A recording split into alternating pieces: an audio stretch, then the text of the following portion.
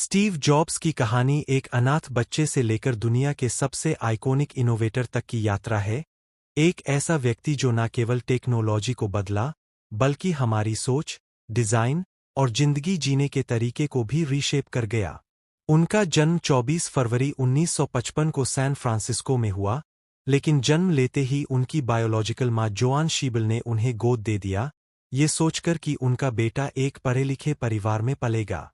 लेकिन ट्विस्ट यह था कि जिन्हें बच्चा गोद मिला, पॉल और क्लारा जॉब्स, वो साधारण लोग थे, जिनकी अपनी कोई डिग्री नहीं थी। यहीं से शुरू होती है वो जिंदगी, जहां कॉन्ट्रडिक्शंस ही उनका पैटर्न बने। पलो अल्टो में बड़े होते हुए स्टीव ने अपने गैराज में इलेक्ट्रॉनिक्स से खेलना शुरू किया, और वहीं उनकी मुलाकात हुई स्टीव वाज़नियाक से, एक ऐसा टेक्निकल जीनियस जो वायर्स और सर्किट से वैसा ही खेलता था जैसे स्टीव एस्थेटिक्स और आइडियाज से। 1976 में दोनों ने एप्पल कंप्यूटर इनकॉर्पोरेटेड की शुरुआत की, और पहला प्रोडक्ट, एप्पल आई, जो उन्होंने अपने पिता की गैराज में असेंबल किया था, उसने लोकल कंप्यूटर हॉबिस्ट्स को चौंका दिया। लेकिन असली धमाका तब हुआ जब 1977 में उन्होंने एप्पल टू लॉन्च किया, एक ऐसा पीसी जो दिखने में स्लीक था और यूजर फ्रेंडली इंटरफेस के साथ आया, जिसने कंपनी को ओवरनाइट मिलियनेयर बना दिया। एप्पल का आईपीओ 1980 में आया और स्टीव सिर्फ 25 साल की उम्र में $100 मिलियन से ज्यादा का मालिक बन गया, पर एरोगेंस भी उसी रफ्तार से बढ़ा। मैसिंटोश का सपना स्टीव ने देखा, एक ऐसा कंप्यूटर जो GUI, graphical user interface, use करे, जो उन्होंने जेरोक्स पार्क की विजिट में देखा था। लेकिन उस प्रोजेक्ट को लीड करते हुए उन्होंने पूरी टीम को तोड़कर रख दिया, हर चीज में परफेक्शनिज्म, कंट्रोल और अनरियलिस्टिक डेडलाइंस।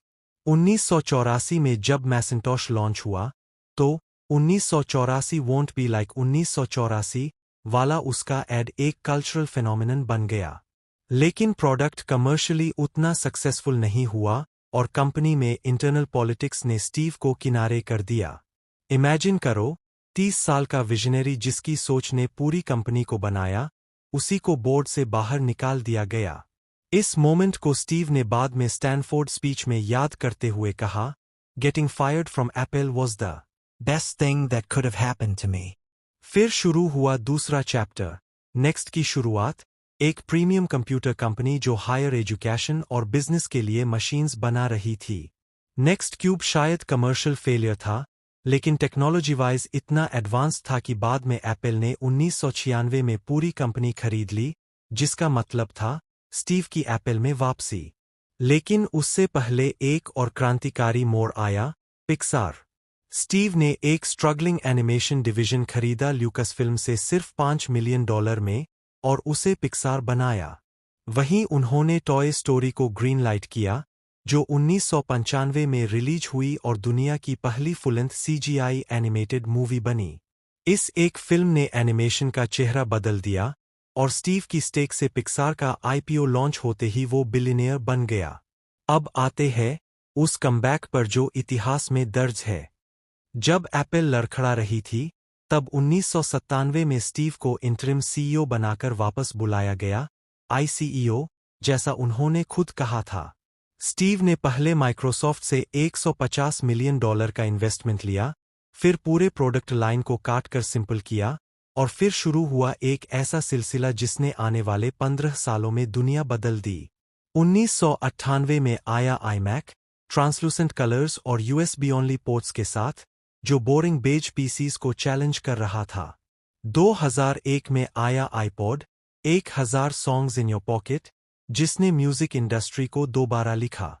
2003 में आईट्यून्स स्टोर लॉन्च हुआ, और पहली बार लोगों ने लीगल तरीके से डिजिटल म्यूजिक खरीदना शुरू किया। लेकिन 2007 में जो हुआ, उसने एंटायर टेक इकोसिस्टम को हिला दिया, iPhone. Today, we are introducing 3 revolutionary products: a widescreen iPod, a revolutionary mobile phone, and a breakthrough internet communicator. These are not 3 separate devices. This is one device, and we are calling it iPhone. Steve के इन शब्दों ने पूरी industry को एक ही line में तहस-नहस कर दिया। Apple अब सिर्फ एक कंप्यूटर कंपनी नहीं थी, वो अब कम्युनिकेशन, मीडिया और कंज्यूमर बिहेवियर कंट्रोल कर रही थी। फिर आया ऐप स्टोर, फिर आईपैड, और एप्पल $1 ट्रिलियन कंपनी बनने के रास्ते पर था। लेकिन जितनी तेजी से स्टीव का एम्पायर बढ़ रहा था, उतनी ही तेजी से उसका हेल्थ डिक्लाइन कर रही थी। 2003 में उन्हें रेयर पैंक्रियाटिक कैंसर का पता चला, न्यूरोएंडोक्राइन ट्यूमर। लेकिन उन्होंने सर्जरी टाल दी और अल्टरनेटिव थेरेपीज पर भरोसा किया। इस डिले ने बीमारी को और फैलने दिया।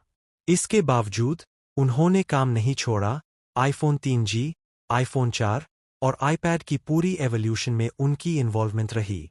उन्होंने आईक्लाउड की कॉन्सेप्ट बनाई और Apple spaceship campus, Apple park का विजन तैयार किया। लेकिन आखिरकार 5 अक्टूबर 2011 को दुनिया ने एक रेवोल्यूशनरी थिंकर को खो दिया। उनकी पर्सनल लाइफ भी किसी ड्रामेटिक स्क्रीन प्ले से कम नहीं थी। उन्होंने लीसा नाम की बेटी को कई सालों तक अपना मानने से इनकार किया, हालांकि बाद में रिलेशन सुधरा। लॉरीन पॉवेल से शादी की और उनके 3 बच्चे हुए, लेकिन स्टीव का असली बच्चा हमेशा एप्पल ही रहा। वॉल्टर इसाक्सो को उन्होंने अपनी ऑथोराइज्ड बायोग्राफी लिखने के लिए खुद इनवाइट किया, ये जानते हुए कि उसमें उनके फ्लॉज और क्रूएल बिहेवियर भी सामने आएंगे। और यही उनकी ग्रेटनेस थी। वो अपना पूरा सच दुनिया के सामने लाना चाहते थे, ताकि फ्यूचर क्रिएटर्स उससे सीख सकें। स्टीव का बिलीफ था कि दुनिया में सबसे बड़ी पावर है इंट्यूइशन। वो कहते थे, you can't connect the dots looking forward, you can only connect them looking backward.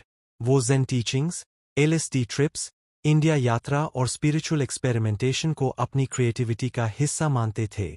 उन्होंने सिंप्लिसिटी को इतनी गहराई से समझा कि एप्पल प्रोडक्ट्स आज भी इट जस्ट वर्क्स वाले माइंडसेट पर खरे उतरते हैं। स्टीव ने रियलिटी डिस्टॉर्शन फील्ड क्रिएट किया था, जिसमें वो लोगों को नामुमकिन चीजों पर विश्वास करवा देते थे। उनके कोलीग्स कहते थे कि वो एक ऐसा व्यक्ति था जो ब्रह्मांड को झुकने पर मजबूर कर देता था। स्टीव जॉब्स की लेगेसी सिर्फ डिवाइसेस नहीं है, वो एक कल्चर है, एक सोच, एक जुनून, एक रिबेलियन अगेंस्ट मीडियोक्रिटी। उन्होंने दुनिया को सिखाया कि अच्छा नहीं, बल्कि इंसेनली ग्रेट बनाना है।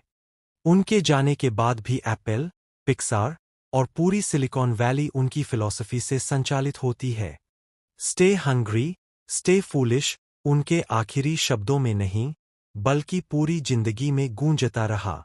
और आज जब हम कोई आईफोन अनलॉक करते हैं या किसी स्लीक एप्पल स्टोर में घुसते हैं, तब असल में हम स्टीव जॉब्स के माइंड और सोल को एक्सपीरियंस कर रहे होते हैं। एक ऐसा विजनरी जिसने अपनी इम्परफेक्शंस के साथ दुनिया को परफेक्ट करने की कोशिश की। हमारी टीम अब तक यूट्यूब के माध्यम से ऐसी कई प्रेरणादायक किताबें आप तक पहुंचा चुकी है, जिन्हें सुनकर हजारों लोगों ने अपने जीवन में महत्वपूर्ण बदलाव किए हैं। अगर आप भी अपने जीवन में नई सोच और नया दृष्टिकोण लाना चाहते हैं, तो हमें कमेंट में बताइए कि आप किस किताब की सारांश सुनना चाहेंगे। नई किताबों की सारांश हर रोज तैयार की जा रही है, इसलिए चैनल को सब्सक्राइब करना न भूलें, ताकि हर नया वीडियो सबसे पहले आप तक पहुंचे। आपका एक कमेंट और एक सब्सक्राइब हमें और बेहतर कंटेंट बनाने के लिए प्रेरणा देता है।